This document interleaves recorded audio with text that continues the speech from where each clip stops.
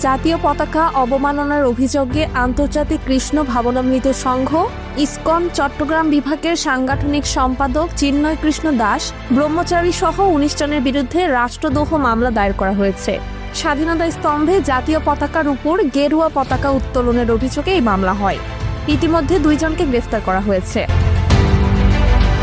গোয়েন্দা সংস্থার দাবি, চিন্ময় কৃষ্ণ দাস সাম্প্রদায়িক উত্তেজনা সৃষ্টির উদ্দেশ্যে উস্কানিমূলক কর্মকাণ্ড পরিচালনা করছেন। তিনি চট্টগ্রামের হাজারীগলিতে সাম্প্রদায়িক দাঙ্গা বাঁধানোর অপচেষ্টায় জড়িত ছিলেন বলে অভিযোগ উঠেছে। স্থানীয় সরকার উপদেষ্টা আসিম মাহমুদ বলেন, রাষ্ট্রদ্রোহের মতো ঘটনার সরকার কোনো ছাড় দেবে না। এমন কর্মকাণ্ডের পেছনে যারা রয়েছে তাদের বিরুদ্ধে কঠোর ব্যবস্থা নেওয়া হবে। হেফাজতে ইসলাম সহ বিভিন্ন সংগঠন ইসকনকে নিষিদ্ধ করার দাবি জানিয়েছে বলে ইসকন উগ্রবাদ ছড়িয়ে সাম্প্রদায়িক সম্প্রীতি নষ্ট করছে। অন্যদিকে বাংলাদেশ সম্মিলিত সনাতন পরিষদ এসব অভিযোগ ভিত্তিহীন বলে দাবি করে বলেছে এটি সনাতন ধর্মাবলম্বীদের বিরুদ্ধে ষড়যন্ত্র। ভারত সরকার চিন্ময় কৃষ্ণ দাসের গ্রেফতার নিয়ে উদ্বেগ প্রকাশ করেছে। ভারতীয় পররাষ্ট্র মন্ত্রণালয় জানিয়েছে, ধর্মীয় স্বাধীনতার আঘাত এড়ানোর জন্য বাংলাদেশ সরকারের পদক্ষেপের দিকে নজর রাখা হচ্ছে।